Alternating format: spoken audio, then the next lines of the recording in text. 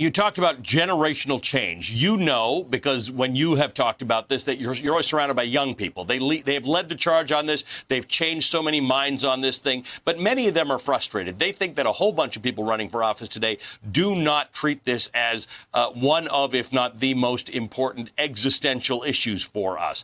And as a result, a number of them have said, nobody really carries this flag, so I'm not that interested. What do you tell young people who think that we are not prioritizing, we meaning not so young people, are not prioritizing this matter, so they get disengaged with the political process? Well, Ali, as you know, I started the largest youth voter mobilization effort 8 years ago in American history.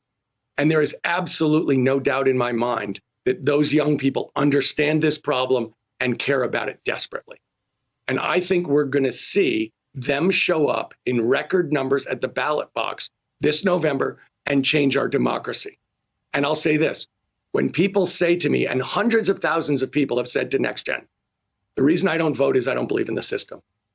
To us, that's the start of a conversation where we say to them, if you show up, if the largest generation in American history shows up in force, you change everything. You take the power to your own hands.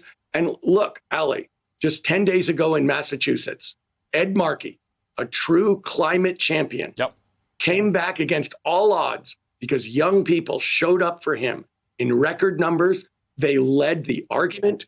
They led the numbers. More than 2 to 3 times as many people voted in that primary as normal.